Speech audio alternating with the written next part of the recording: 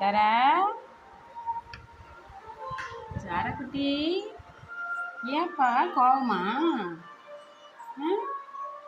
ஏன் சாமி, ஏன் வந்து இங்கே ஒண்டிட்ட?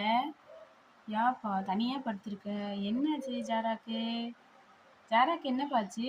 ஏன் சாப்பிடல 2 நாளா? 2 நாளாக சாப்பிடாம கடைசியில் இப்போ சாப்பாடு இன்னைக்கு ஊட்டினதுக்கப்புறம் தான் சாப்பிட்ற.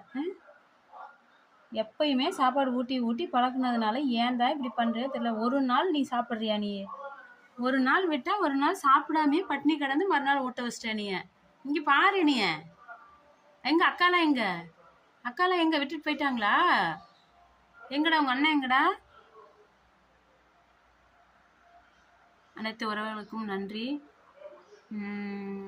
இது வரைக்கும் நான் உங்ககிட்ட வீடியோ போடாமல் ரொம்ப நாளாக வந்து அது எனக்கு கொஞ்சம் அதில் கொஞ்சம் இடைஞ்சல் ஆகிப்போச்சு. அதனால் எங்கள் ஜாராவை பற்றி நான் நிறைய வீடியோஸில் அப்லோட் பண்ணியிருக்கேன். இன்றைக்கி போடுறேன். என்னால் முடிஞ்சதை நான் இது வரைக்கும் நான் வீடியோ எடுக்கிறத இனிமேல் வந்து உங்களுக்கு வீடியோவாக போஸ்ட் பண்ணுறேன்.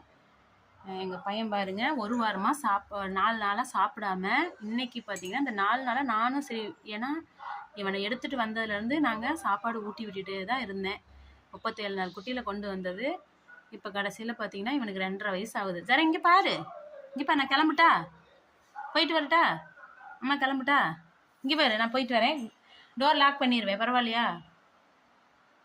இவனை பார்த்தீங்கன்னா சாப்பாடு இவனை குட்டியிலேருந்தே ஊட்டி ஊட்டி பழகுனதுனால, சாப்பிட்டுட்டே பழகுனதுனால சாப்பாடு வந்து அவன் வந்து அவனாக எடுத்துக்கிறதுக்கு பண்ண மாட்டேங்கிறான்.